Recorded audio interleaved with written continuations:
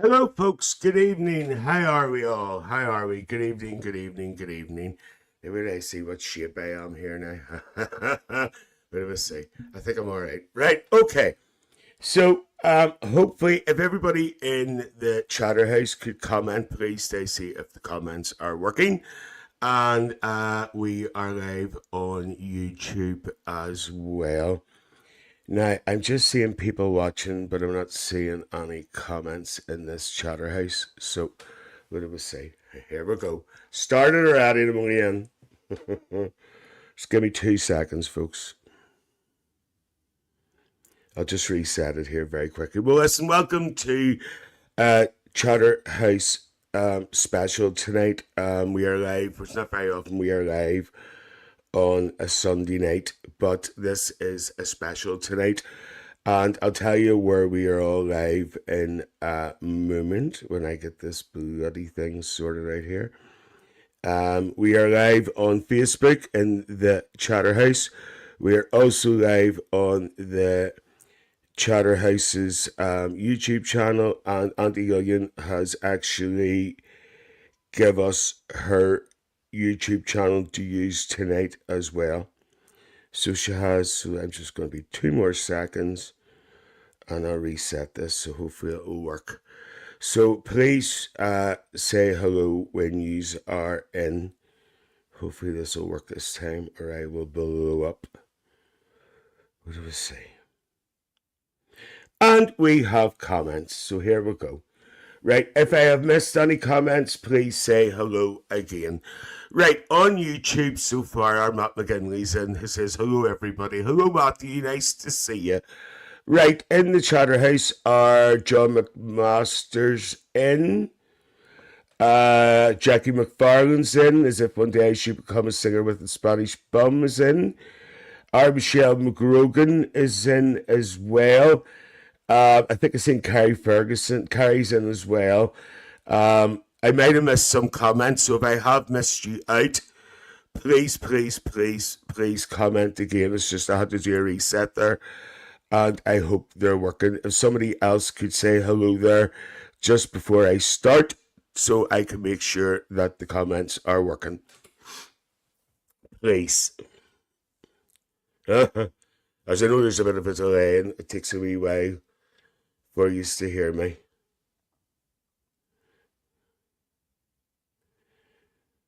So I'll just wait 2 seconds to just check this is working. Oh, it is. John says hello. Hopefully it's working. Right. Okay.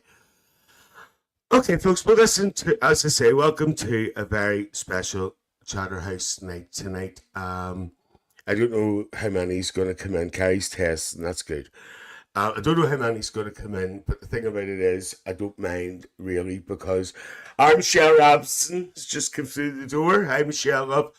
So I don't mind if there's many comes in or not because the whole point of it is this is going to be available to playback on Facebook, YouTube, on 2 channels as well.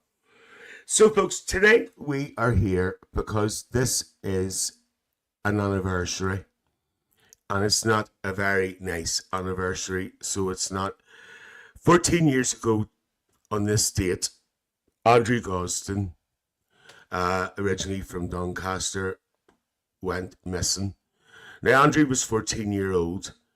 Andrew was a very clever boy, very, very clever. And he basically he was a quiet boy, so he was, and he did have friends though, so he wasn't a loner or anything, but he sort of basically bothered with his friends at school. But he didn't sort of bring his friends home or anything like that there. Andrew was very clever with mathematics. He was very clever with mathematics, and he had just been to a special camp or something for basically these children who are very, very clever. And he was so excited when he came back, and his father was actually surprised that he was so happy the way he was because he could be a bit sort of, but he was really, really happy, and he was looking forward, and he was down to go in the future to the like. You'll hear the story in a minute anyway, but basically he was going to go to Cambridge, and he was in certain classes and stuff as well for children who are more clever, and he was just very clever. So basically, what happened was Andrew. I'm going to play a video. It's going to tell the story anyway, but as I say, on the 14th of September, it was like every other day, and everybody get up to go to work, and everybody would get up to go to school. But Andrew didn't go to school, and to this day, nobody knows why. He didn't show any indication of being upset. He didn't show any indication that there was something wrong. The only thing I can say is the night before he went missing, his mother did report that he didn't sleep too well and he was hard to get out of bed that morning. Was it because he was thinking of what was lying ahead and what his plan was? So what we're going to do, folks, by the way, folks, just now and again, because I know you are all listening, because somebody just put an odd comment in the Chatterhouse, so I know it's working, and then it means I can go in and automatically go back and fix it if need be. Johnny Cahoon's in, I think, there too. So, what I'm going to do is first of all, right, what we're going to do is I'm going to bring some photographs up here. So I am. Here is one. What do we say if I can bring this up here? Now it's an overlay. What do we say? Right. Andrew, I don't have a photograph of him. Do I? No. What we're going to do is I'll play the video first. So and what we'll do is I will be with you watching it. And obviously we can pause and look at this video. And this tells the story of the day Andrew went missing and leading up to the day. So here we go. Once again, could someone just put an odd comment in the Chatterhouse so I know that the comments are working, please? Because I get paranoid about this thing. Carrie says, poor wee lad can't begin to imagine what his family are going through with no answers to what happened. 14 years, folks. 14 years of waking up every day, not knowing what has happened to your child. Could you imagine it? I don't have children, but I could imagine if it's any member of your family. It must be shocking, you know. So what we're going to do is I'm going to play you the story, and as I say, I'm going to watch it with you, and we are. I have taken some notes of this story about certain things and aspects, and I want to discuss it with you. I am not showing no negativity towards this tonight, folks, because this is not about negativity. This is about finding Andrew. Okay, here we go. So I'm going to get the video up here anyway. Here we go. And by the way, we'll not be through out for copyright tonight because it's this type of video. So here we go. Hope not. Right, here we go.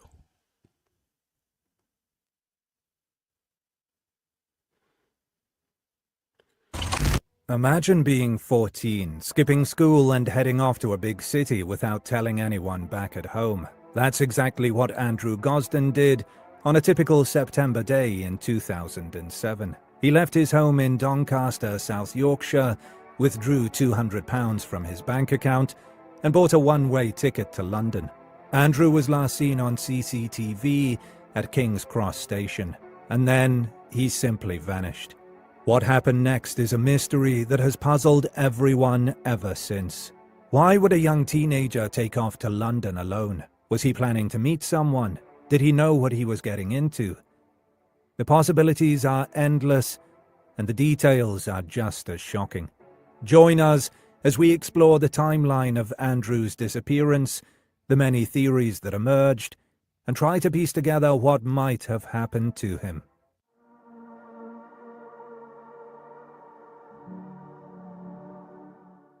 Andrew Gosden was born on July 10, 1993, in Balby, a suburb of Doncaster, South Yorkshire. He lived with...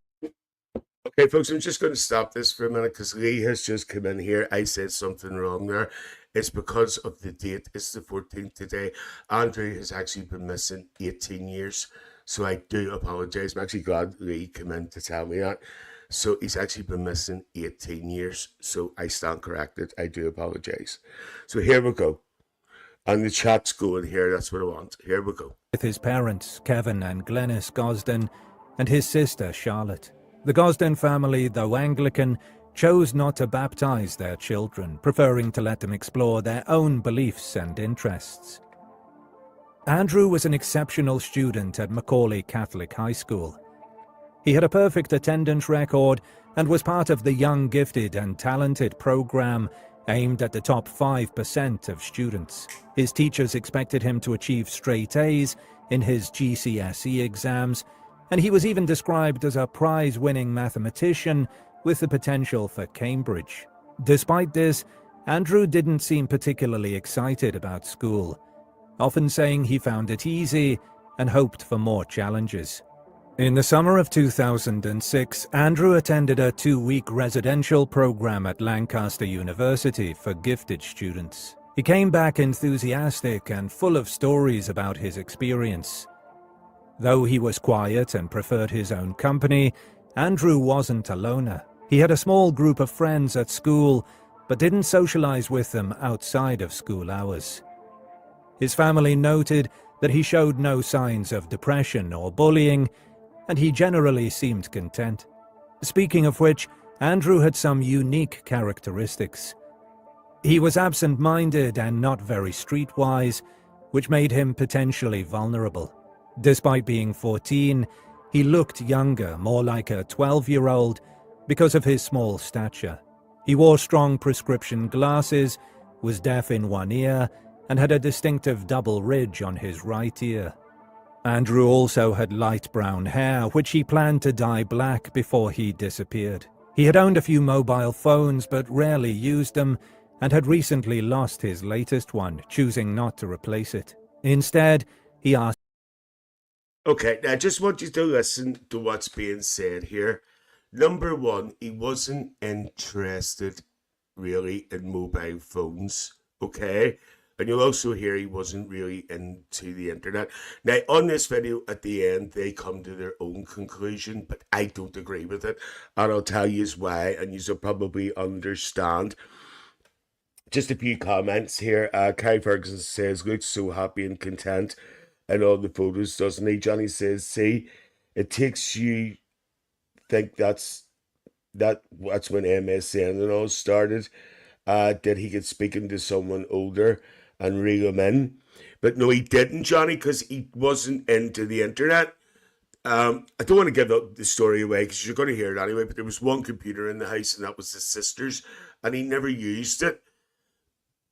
But you'll hear the theory these people come up with in the end, and I don't agree with it because it doesn't make sense. So let's just carry on. See, there's the debate starting, so here we go. For an Xbox. This goes to show that Andrew loved video games and was a fan of metal bands. The events leading up to his disappearance are as puzzling as they are ordinary. During the 2007 summer holidays, Andrew's parents suggested he visit his grandmother in London, but he declined. Just 8 days into the new school year, on September 14th, Andrew did something out of character. He walked home from school instead of taking the bus, which was a 4-mile journey. He repeated this the next day. The night before his disappearance seemed completely normal. The family had dinner together. Andrew worked on a computer puzzle with his dad, and then watched some comedy shows with his mom. The next morning, September 14th, 2007, Andrew had trouble waking up and was unusually irritable. At 8:05 a.m., he left the house, seen walking through Westfield Park by a family friend. But instead of heading to school, Andrew walked to a nearby ATM and withdrew £200. Although he had 214 in his account, the ATM only allowed withdrawals in increments of £20.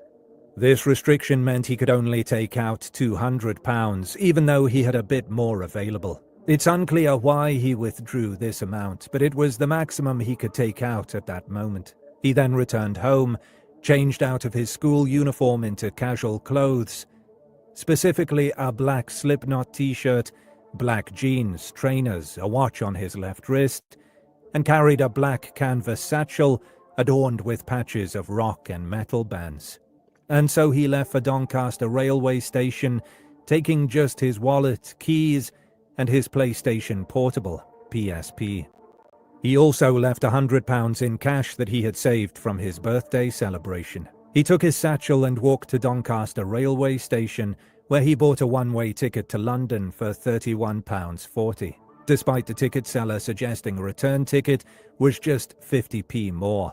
A woman on the train noticed Andrew was quiet, engrossed in a video game. Andrew arrived at King's Cross Station at 11:20.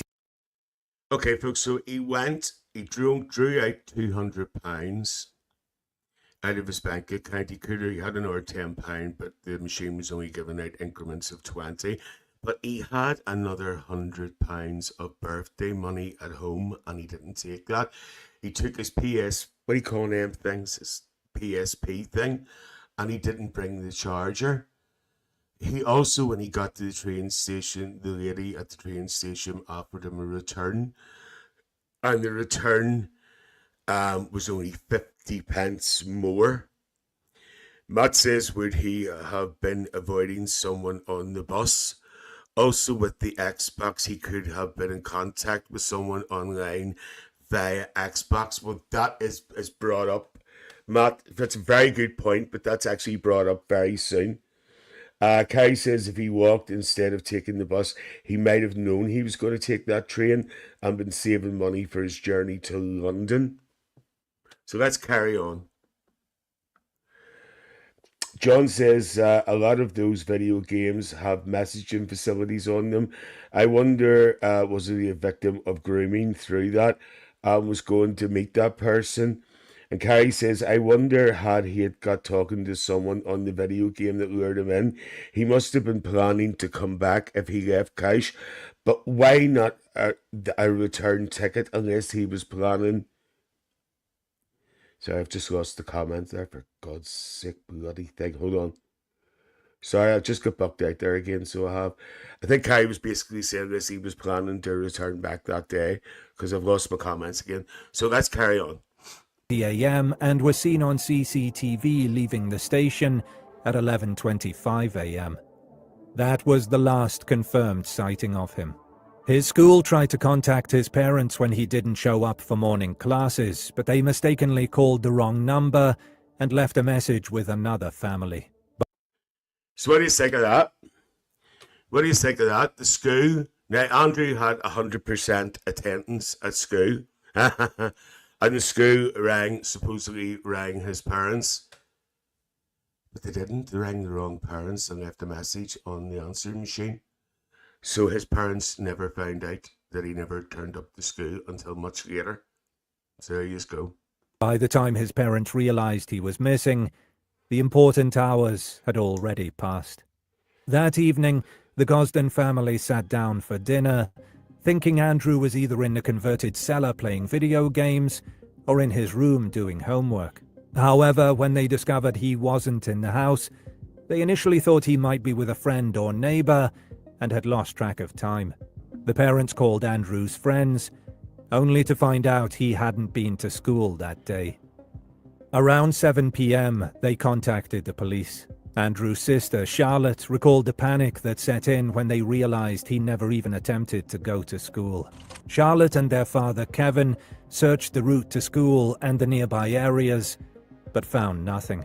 Within 3 hours of discovering Andrew was missing, a missing person leaflet was produced and distributed. The family and friends continued their search until nightfall. That weekend, the police searched the bushes near the Gosden's home in Doncaster, but found no trace of Andrew. 3 days later, after speaking to the ticket seller who sold Andrew his train ticket, the police confirmed he had travelled to London. The ticket seller remembered Andrew because he declined a return ticket, even though it was only slightly more expensive than a one-way ticket. Kevin later mentioned that Andrew not buying a return ticket didn't seem odd, since Andrew knew people in London he could stay with. Initial searches in London focused on areas like Chislehurst and Sidcup, where the Gosden family had relatives. Days after the disappearance, the family went to London, handing out flyers and posters around places Andrew might visit, such as museums and exhibitions. The South Yorkshire Police asked the British Transport Police to review CCTV footage within 2 days of Andrew going missing, but they couldn't pick him out from the crowds. 3 weeks later, after reviewing the footage again, they identified Andrew leaving the main concourse at King's Cross. This CCTV image, along with a close-up of Andrew's distinctive double-ridged right ear, was circulated in the media. A year after Andrew's disappearance, the head teacher at his school travelled to London with staff and students to distribute 15,000 leaflets. The Gosden family expressed frustration with the police's focus on investigating the family rather than expanding the search beyond King's Cross. Kevin Gosden felt the police viewed him as a suspect initially, and he described the interviews as unlawfully recorded attempts to pressure him into revealing information. Right, I just have to stop it here again because there's something that the video didn't mention. Right, it mentioned there that the police, the police on the transport police didn't see anybody on the CCTV originally, and 3 weeks later they did. That's not right. What actually happened was when the transport police didn't see anything on the CCTV, the people from Doncaster police went up and they reviewed it, and it was them who spotted Andrew on the CCTV. There you go. I did my research. Eventually, Kevin and the rest of the family were cleared of any involvement. No one knew where Andrew was, and the focus then shifted to knowing whether he was even alive. But then, on the first anniversary of Andrew's disappearance, there were 122 reported sightings from all over Britain, including 45 from London and 11 from Brighton. Kevin mentioned that a few sightings in the first week seemed credible, mainly because of how witnesses described Andrew speaking to them. The family believed the most plausible sighting was at a Pizza Hut on Oxford Street, not far from King's Cross. However, they claimed that the police never investigated this lead. Additional unconfirmed sightings were reported on Oxford Street a few days after Andrew went missing, and another reported sighting placed him sleeping in a park in Southwark. On September 19th, 2007, 5 days after his disappearance, Andrew was reportedly seen getting off a local train from Waterloo at Mortlake Station. He was then possibly seen walking up Sheen Lane and along Upper Richmond Road. On that day, it was reported that he appeared to have obtained warmer clothes. Then, a month after his disappearance, a woman reported seeing a boy matching Andrew's description in Covent Garden. When she approached him thinking he was the missing boy, he denied being Andrew. None of these sightings led to any significance. Kevin Gosden expressed disappointment that the police did not follow up on these leads more promptly, noting that the woman who reported the Covent Garden sighting wasn't contacted until 6 weeks after the event. And so, in May 2011, the family hired a private company to conduct a sonar search of the River Thames. Okay, I'm just going to pause for a moment because I want to catch up with these comments. Carrie says, how did the transport police miss him when they clearly would have had a description and photos to work off? What so many sightings near the anniversary? There would have been CCTV if he boarded a train at Waterloo, surely. It was King's Cross, but the thing about it is too, again, that information I give you there about the police from Yorkshire got up to the CCTV people in the train station. It was Kevin Gosden actually told me that because I've actually spoken to Andrew's father because he was actually going to try to come on tonight, but he couldn't. So, I've got a wee bit of background on this. Now, there is one more thing I want to say here before we get really into this story. And I don't want to sound negative. I said there wasn't going to be negativity tonight. But there's just one thing I want to say. I want to make you aware of. I'm just not happy about it, so I have to say it. You know me. When the Gosdens came home from work, now Andrew used to play downstairs in the basement. And he, no, it said he was spotted at Waterloo, so it could have been on CCTV. Okay. So, right. Andrew came home, say for instance, he came home from school. He played down in the basement, right? That's where he played his Xbox and stuff. Then they came home about 4 o'clock, 3 to 4 o'clock in the afternoon, and automatically assumed that he was there. It was only when they made their dinner around 7 o'clock onwards that they realised that he wasn't there. I don't know. Is it only me? When I was at home, as soon as my mum and dad or anything came into the door, the first thing I turned around and checked that I was in. Are you in? Are you in? I made sure I was in. But they didn't. Now, I'm not running anybody down. I'm just making you aware of this. And also the school calling the wrong parents. That was absolutely ridiculous. That was absolutely ridiculous. Johnny says, see, that's the bit I don't get. They went and got dinner already. Surely they'd be looking to know where everybody was. And Jackie McFarlane says, yes, you would check. My mum and dad always checked when we come in, if you were in.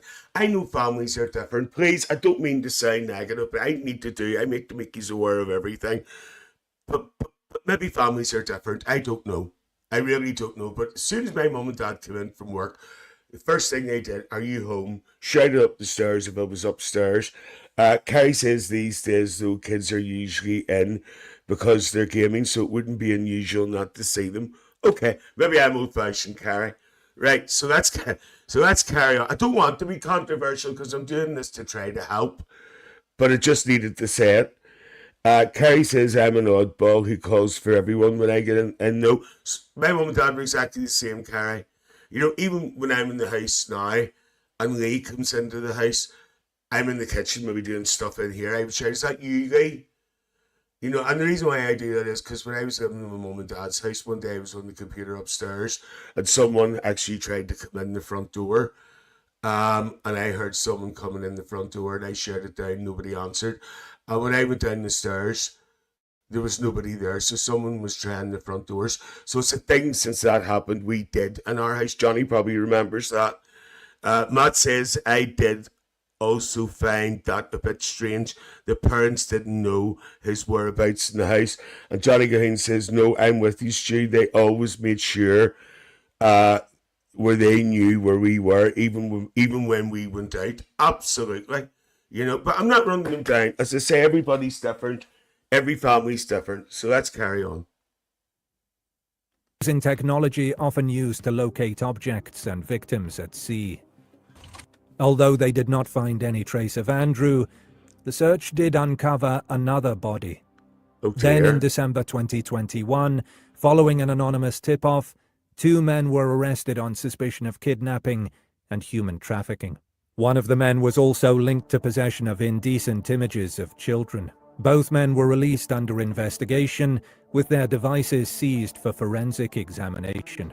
In January 2023, the police announced that the men were still under investigation, but by September 2023, both had been released without charge and were not considered involved in Andrew's disappearance. All this leaves us thinking, why did he go to London? Was he planning to meet someone? Did he intend to start a new life? Was it all planned out? Let's have a look at the theories.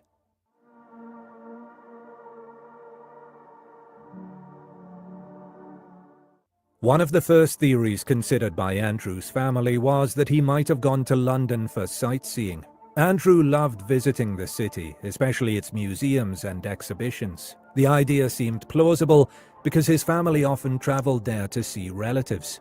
It was easy to get around since bus travel was free for kids back then. His sister had even gone to London at 14 to hand out CVs for work experience, so they thought Andrew might have been doing something similar. However, there was no solid evidence to support this idea. Another theory was that Andrew might have gone to London for a concert. On the night he disappeared, 2 bands, 30 Seconds to Mars and Sixth, were performing. The Sixth concert was especially notable I must be because getting it old. was a I've never heard farewell of him. show with the original vocalist, making it a unique event. Although Andrew liked similar metal bands, there was no proof he attended these concerts. Mick Neville, a retired head of the Metropolitan Police's Central Images Unit, found the Sixth theory plausible and even called for photos and videos from the gig to be analysed by super recognizers. Despite the effort, nothing conclusive came from it. A third theory involved a Finnish band called Him. They had a promotional event at an HMV store on Oxford Street on Monday, 17th of September 2007, Sorry for the followed by breakup. an exclusive concert. Entry to this event was only possible through contests and giveaways. The family, with help from Him, investigated this lead, but found no significant clues. The police and family considered the possibility that Andrew might have gone to London to meet someone he had met online. However, listen to there this. was no evidence to support this theory. Listen to this, folks. For the people who said about the Xboxes and stuff, or the PlayStation, listen to this bit. Andrew didn't use a computer at home, didn't have an email address, and had not set up online accounts on his Xbox or PSP. The police took computers from Andrew's school and Doncaster Library, but found no trace of him using them. Sony, the company that made Andrew's PSP, confirmed there was no record of him setting up an account or communicating through the device. His sister's laptop, the only computer in the house, had only been in her possession for 8 weeks, and she said Andrew wasn't interested in social media or online interactions. Kevin Gosden, Andrew's father, speculated that Andrew might have wanted to reinvent himself, possibly inspired by the story of Reginald Perrin, a character who faked his death to start anew. Kevin also wondered if Andrew was struggling with something he felt he couldn't share, like his sexual orientation. The family was open and accepting, but they considered the possibility that Andrew might have found it difficult to discuss such personal issues. In 2009, they appealed to the gay community for help, expressing unconditional love and support for Andrew, regardless of his sexual orientation. Okay, so now we've moved from the computer and we have moved from the PSP because there was no account set up with the PSP for him to communicate with someone. So where's this came from? Where has this came from that all of a sudden they think that he might be gay? Where has this come? Now, you've got to remember, Kevin and his wife, please don't think I'm not running them down. They have really strong Christian beliefs, but let's reiterate, they did not push these Christian beliefs onto their children. They didn't baptize their children. They left that choice to the children themselves. So basically, Christianity or anything or any religion was not pushed onto them. It was entirely their decision. Because I actually watched another interview with Kevin Gosden, and he said through time both the children left the church, and he says that was their choice. But where's this came from about his sexuality? Was this ever mentioned? Had they thought about this? So let's carry on. Andrew's father speculated that maybe Andrew went to London to do something he felt was easier to ask forgiveness for than permission. But again, there was no evidence to back this up. In June 2018, a new lead surfaced involving an online conversation with a user named Andy Rue. This person claimed their boyfriend had left them and they needed £200 to cover rent. When someone offered to help, the user mentioned they didn't have a bank account because they had left home when they were 14. This detail caught the attention of the Gosden family and investigators, as it closely matched Andrew's age when he disappeared. The police investigated this lead, but couldn't identify the person behind the username. This theory suggests that Andrew might have been using the Andy Rue identity and was in need of financial assistance. However, there's probably more than one person who has left home at 14, and it could very well be a coincidence. There is, of course, also the possibility that he chose to end his own life. He was a very smart but a little different boy in his most vulnerable age. It could well have been that he went to London to do his favourite stuff one last time.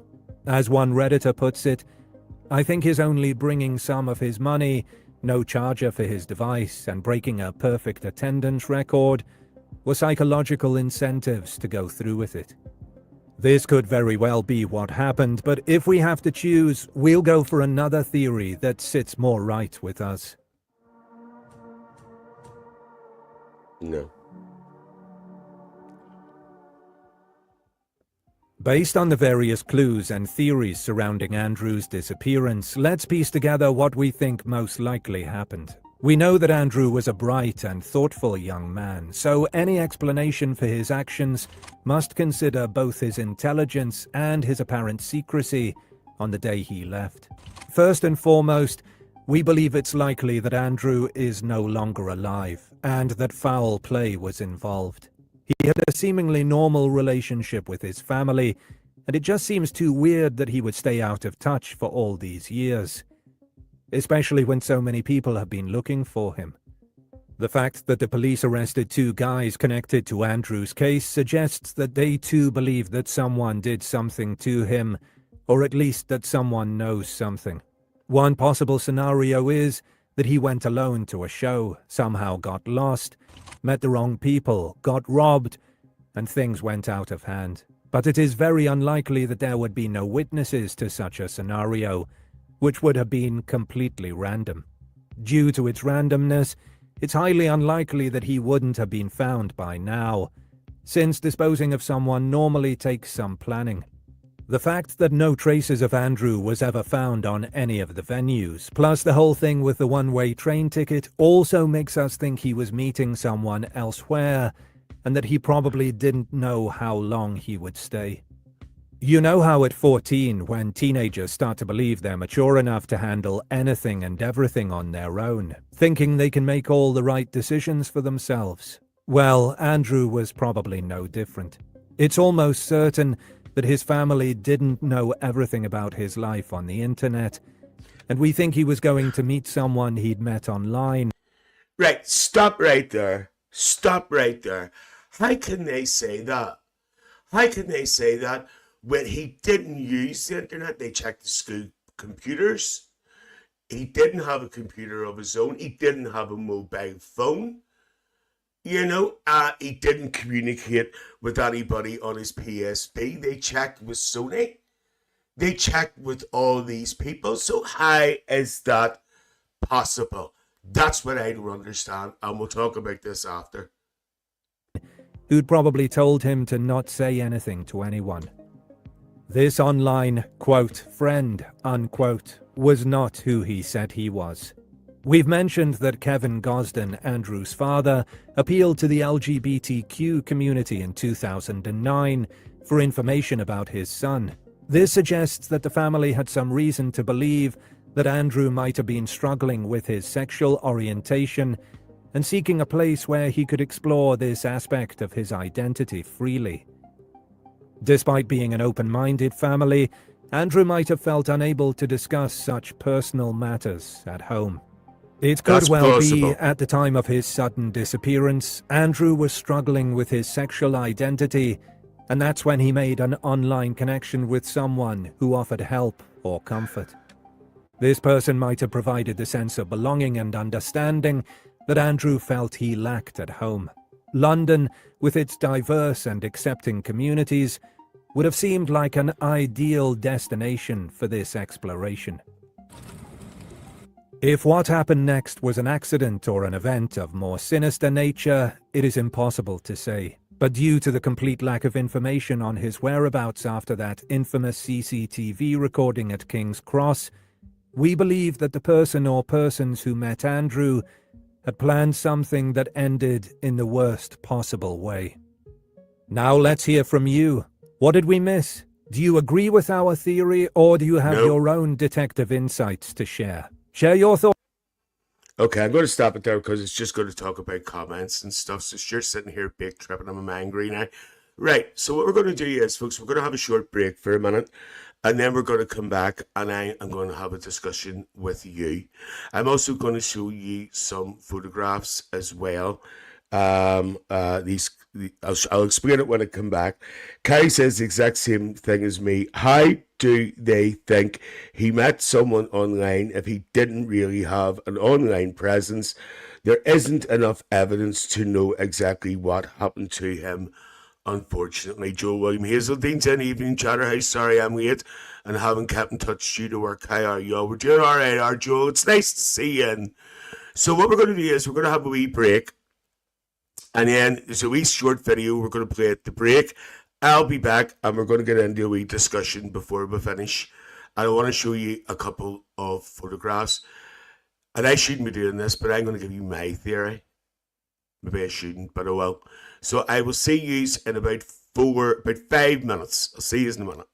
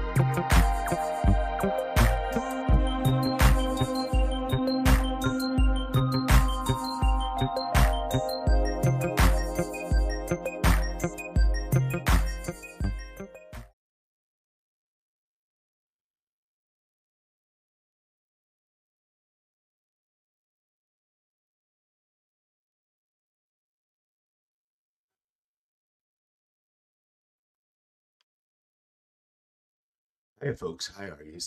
I'm just doing a quick pop in during the live here to talk to you about what would you do if someone you knew went missing? Um, where do you start? Where do you go? What do you do? Unfortunately, this will hopefully will never happen to anybody. But just in case it does, what we've done is we've put a couple of wee things up here to give you a few ideas. The first thing I have to say to you is, and this sounds absolutely ridiculous, is try not to panic. The first thing I would look at is the person's behavior. Think of the person's behavior. before they actually have sort of disappeared or went missing, to see were they acting out of character. Were they acting? Was their personality any different? Were they quieter than usual? These little things are very, very important, folks. So the first thing I would suggest is call around to friends, family, colleagues to see if anyone knows their whereabouts. Anybody who knows this person, anybody who's connected to this person, we must try to keep a clear mind and try. It is very, very hard when you're worrying and when you are in panic, especially when there's a child concerned or something like that as well. Excuse me. If you have access to their home, if this is an adult, call round and search, including the garage, shed, etc. See if there's anything about, any clues, anything lying about. Has there been any notes, anything left, just anything? Check their social media activity as well. See when was the last time they posted on social media. And even more importantly as well, sometimes see what they've actually written on their social media. There could be clues there of what's going on. You just don't know. Then when we're getting to the stage now, we're getting even more worried. We start collecting stuff. So look for a recent photo of the person. Try to make a list of maybe where the person would go to regularly. Obviously, if it's a child, school or whatever, or if it's an adult, where do they frequent? Where do they go? Also, gather some medical info if you have about this person, because the more information you have, it's so, so important, because we need as much information as we can. Then also, if you know what the person was wearing, what they were last wearing, this can help as well. And also, if they have a vehicle like a car or a bike or anything, if it has a registration, what make, model, etc., get this all written down as well. Now, here's a myth. People think you have to leave it a certain length of time before you can call the police when someone goes missing. You don't. You do not have to wait 24 hours. You do not have to wait 24 hours to report someone missing to the police. You should report them immediately if you're concerned about their safety or well-being. And an example number is 101. Or if the situation is more sort of severe, or there's more to the situation, obviously just ring 999. Those little things, folks, maybe seems like common sense, but when you're sort of worried and you're in sort of maybe, you could be in the grips of panic, it's very, very hard to organize in your head what is going on. Hopefully this will never ever happen to anybody, folks. Hopefully this will never happen to you. Hopefully it will never happen to me, but you just don't know. That's why we are doing this today. They're just silly little tips, but those silly little tips could maybe help find someone and bring someone home. So the most important thing is keep calm, gather information, and just try your best and be there. Thanks for listening.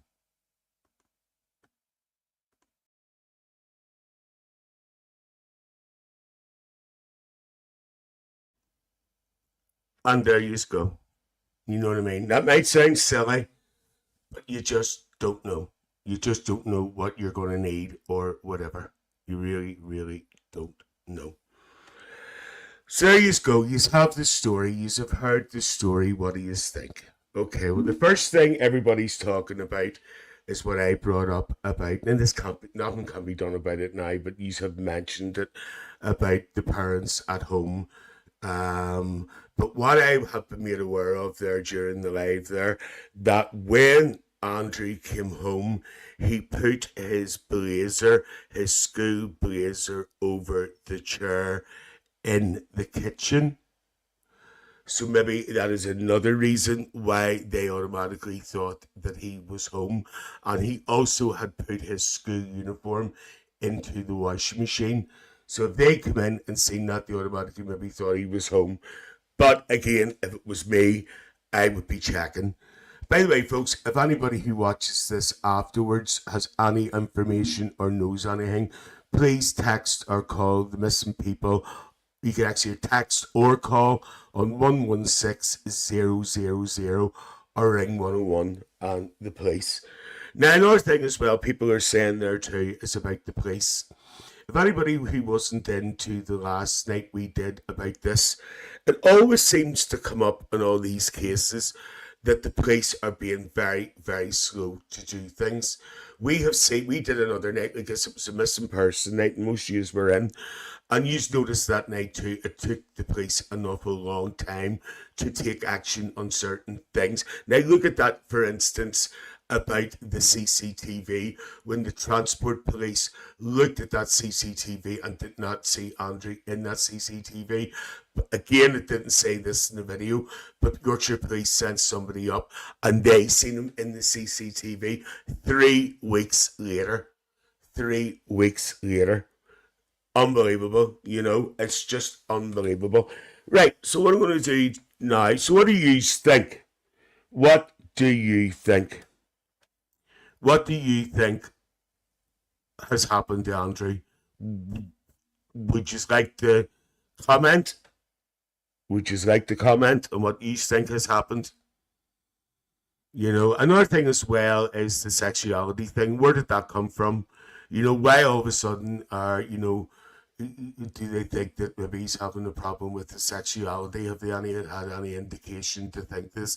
Yes, they did go to the LGBTQIA community and distribute. So I don't know. I really, really don't know. Now the comments. Here we go.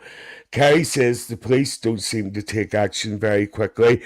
It shouldn't take 3 weeks and 2 police forces to spot a young fella on CCTV footage. Absolutely, Carrie.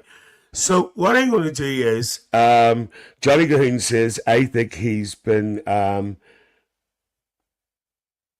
lured to London by someone on Xbox. But Johnny, they said that they checked it. They said that they checked all the social media and they checked his account and there was no communication made. Now, another theory you could look at, like, obviously they said that he didn't want a mobile phone. And he lost mobile phones, right? But someone actually said to me, what if he had one that somebody didn't know about? What if he had like a wee cheap one of them wee cheap ones you can buy? You can do almost everything on it. And maybe his mum and dad actually didn't know about it. So there is a possibility there could have been communication that way. What do you think about that? Johnny says, Michelle with Johnny, he thinks he's been lured. Johnny says you can't check a headset chat. It's not wrote down. Is that even when the police would check it, Johnny? Would they not be able to see any history or anything? Matt McGinley feels as if abduction has happened. Now, what I'm going to do is I am going to show you a couple of computer generated photographs of what Andrew might look like today. Right, we've got 2 here. We've got one with glasses. As you know, he had very bad eyesight. I don't know if you picked up also, he was deaf in one ear as well. Now, what I'm going to say is, Johnny Cahoon says, yes, they can't hear anything you talk to people. Ah, I see. John McMaster says, yes, on Xbox you can wear a headset and speak through it to someone. So there is a theory now. There is a theory. I'm going to tell you what my theory is at the end, but I'm not right. I'm not always right or whatever, but we're all entitled to our own opinion. Right, so let's bring up these photographs. So these are computerized, computer-generated photographs of what they think Andrew might look like today. One is with glasses, one is without, because they think he might have got maybe contact lenses. So here's the first one. This is the first one. They think he might look like this today. John McMaster says, and the person could have told him to keep the commission that way, or the communication that way. Right, okay. I'm with you now. It's starting to get dark, isn't it? Like, so that's Andrew. What they think Andrew might look like now with glasses, and it's very cleverly done, isn't it? It's very cleverly done from when he was a wee boy. Okay, so that's photo 1. Okay, And let's bring up photo 2. And they're saying if he got what he called contact lenses, this is what he might look like. What age you see? He was 14 when he went missing, Wendy, and that was I can't remember, 2007 was it? He's missing 18 years. So he's missing 18 years. So it's just unbelievable. Again, could you imagine that being a child of yours every day, not knowing where he's gone, what he's doing, who he's with, who he spoke to, what he's doing, Right, so I have a theory. I have one theory. I've actually got a couple of theories. I think maybe everybody has. Right, okay. Right. I might be wrong. Okay. Now, the controversial one is, right, he was 14. Okay. He wasn't very streetwise, as it said in the video, right? I know Wendy's poor family. He wasn't very streetwise in the video, right? He had £200, right? How has he lived? If he was still alive today, how would he have survived? I know there is ways people do it, but how would he survive? Where would he sleep? Would he sleep in the street? The other theory, if he did meet someone, did they take him in? Was he murdered? Was he abducted? But here's another theory. Johnny says he'd be the same age as me now. That's mad. So here's another theory. And this actually wasn't mentioned on the video, this video either. It's actually been said a few times that maybe Andrew doesn't want to be found. He doesn't want to be found. That maybe there is more connected to the family. Is it something to do with his sexuality? Is it something to do with his life? I still don't know where this sexuality thing has came from. And I don't want to really go on about it, but why all of a sudden did this come into it, So basically, does Andrew want to be found? That's another way you have to look at it too. Carrie says the oldest profession in the book, he could have been forced into it. There you go. So that's another way. Does Andrew want to be found? That's another way. It also said, folks, on his ear, if you look this up on the internet, if you look at this story, there's loads and loads of videos about this. I just wanted to keep it simple because if I get into them all, we'll be here all night.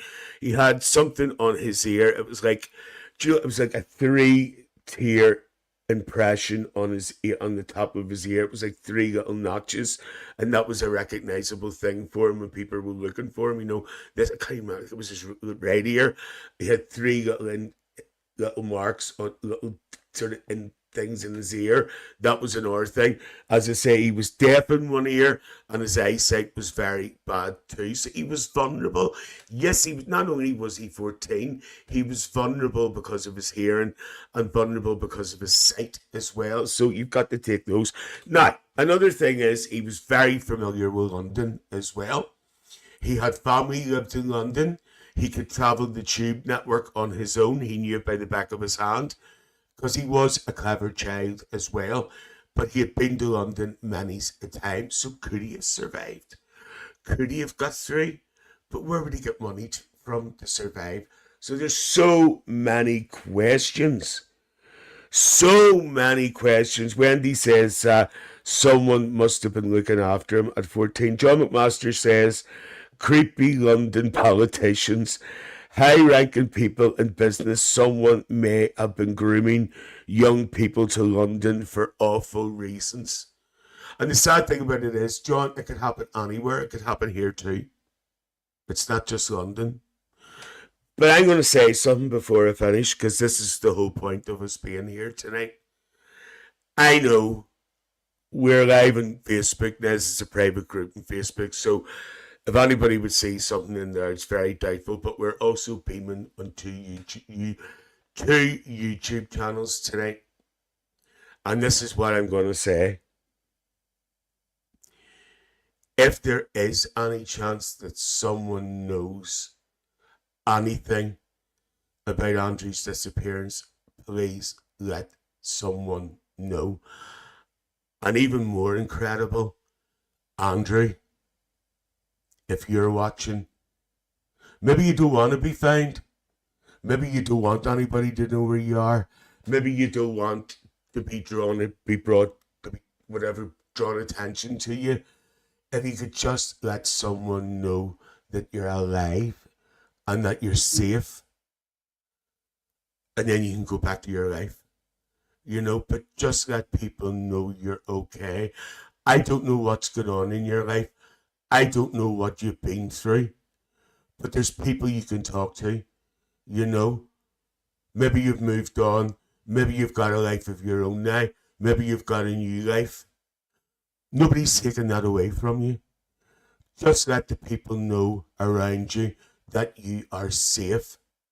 And if anybody else knows anything about Andrew, there's the number. Contact missing people. Getting emotional. On 116. No, hold on. What's the number? 116000. And you just can't. You can also phone that number, and you can also text that number. So once again, in case Andrew is watching, nobody's taken, if you have built a new life for yourself, nobody's taking it away from you. Just come forward and let people know that you're safe, Andrew, because there's people who are worried about you. Think of your sister there who's thinking about you, think of your mum and your dad. I don't know what's going on in your life. I don't know what's happened to you. I don't know what you've been through. But just letting someone know that you're safe. And once again, if anybody else knows anything about Andrew, please contact this number below. Okay, folks, well, look, thank you so much for coming in tonight. This is what the Chatter House is all about. This is what we do. We try to help. I just hope someday we will find out the truth about Andrew. For some reason, I have been following this story now for a very long time. And Carrie spoke about it months ago, and